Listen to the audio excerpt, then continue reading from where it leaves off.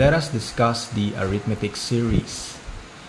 An arithmetic series is the sum of the terms of an arithmetic sequence, where the sum of terms in an arithmetic sequence can be solved using the formula S sub n is equal to n divided by 2 times quantity a sub 1 plus a sub n. So dito given yung ating first and last term of the sequence. Or pwede rin nating makuha ang sum of terms in an arithmetic sequence using the formula S sub n is equal to n divided by 2 times quantity 2 times a sub 1 plus quantity n minus 1 times d. Dito naman, given yung ating first term at yung ating common difference. So let us try to solve this example. So find the sum of the first 20 terms of the arithmetic sequence 15, 19, 23, 27. So let us try to use the first formula, which is S sub n equals n divided by 2 times quantity a sub 1 plus a sub n. Since ang hinahanap natin is yung sum of the first 20 terms ng ating arithmetic sequence, hanapin natin yung pinaka last term niya, which is the 20th term.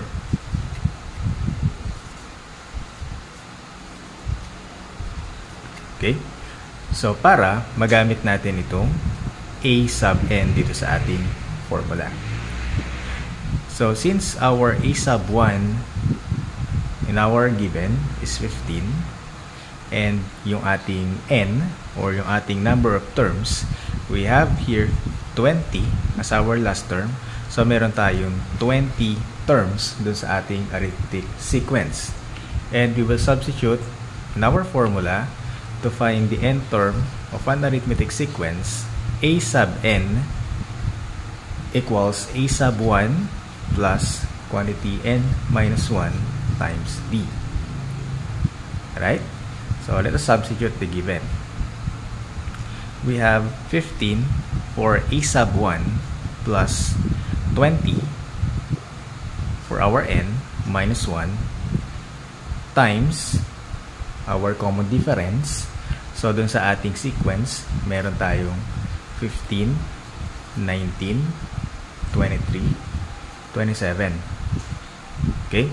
So to find the common difference, again, we can subtract 19 or yung a sub 2 natin. Okay? So a sub 2, say that a sub 2 minus a sub 1. So we have 19 minus 15. So our common difference is 4. Okay? So we have 20 or quantity 20 minus 1 times 4. Okay? So this is a sub 20. Okay? So 15 plus, so 20 minus 1 is 19. So we have 19 times 4. Okay? So 15 plus 19 times 4 is 76.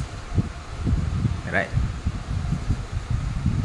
So 15 plus 76 equal to 91. So our 20th term or our a sub 20 is equal to 91. For the value of our 20th term in our arithmetic sequence is 91. Alright, so since we have our a sub 20 or our last term na 91 at meron din tayo nung ating first term na 15 and our number of terms or yung n na 20, we can now use the first formula, which is S sub n equals n divided by 2 quantity a sub 1 plus a sub n. So kung makikita natin, kompleto na yung given na pwede natin i-plug in dito sa ating formula. Okay? So since ang hinahanap natin is yung sum of the first 20 terms dun sa ating arithmetic sequence, we'll now have S sub 20 equals, our n is 20 divided by 2 times quantity A sub 1 natin is 15 plus A sub n naman natin is yung 91. Okay? So we can simplify this one. 20 divided by 2 is equal to 10 times 15 plus 91 is equal to 106. Okay? So we have S sub 20 equals 10 times 106. 10 times 106, so we have 1060.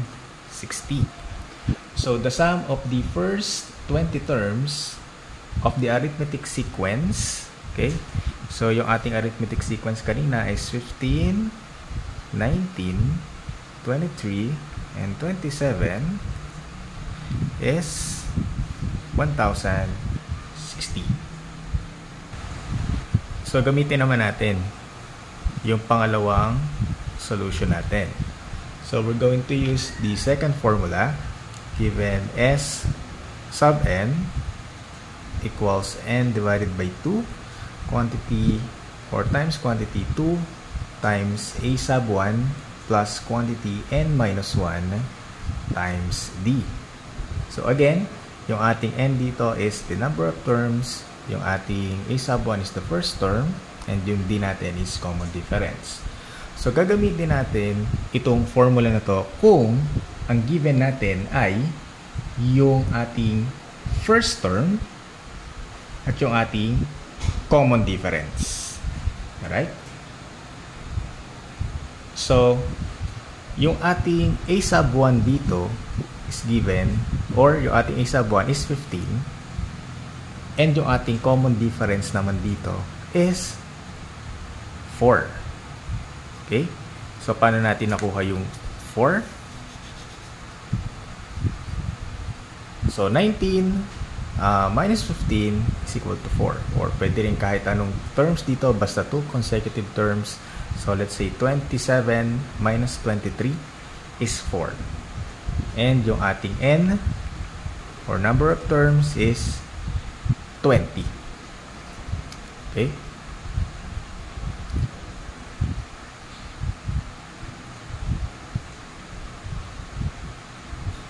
So sa ating formula, ang hinahanap ulit natin is yung sum of first 20 terms ng ating arithmetic sequence. And we have S sub 20 equals, so yung n natin is 20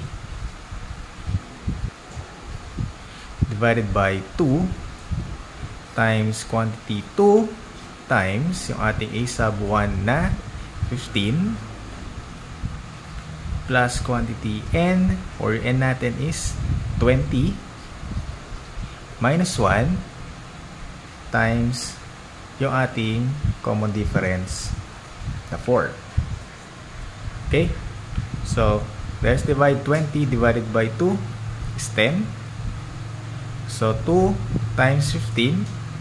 So, meron tayo ditong 30 plus, so 20 minus 1 is 19 times 4. Okay? So, simplify ulit natin. So, we have 10 times quantity 30 plus 76. Okay? So, we have 10 times quantity 30 plus 76, 106. So we have 10 plus 106, or 10 times 106. So 10 times 106 is equal to 1060 also. So this is our S sub 20, or the sum of the first 20 terms in the arithmetic sequence, 15, 19, 23, 27. So, the same lang yung nakuha natin using the first formula and yung ating second formula.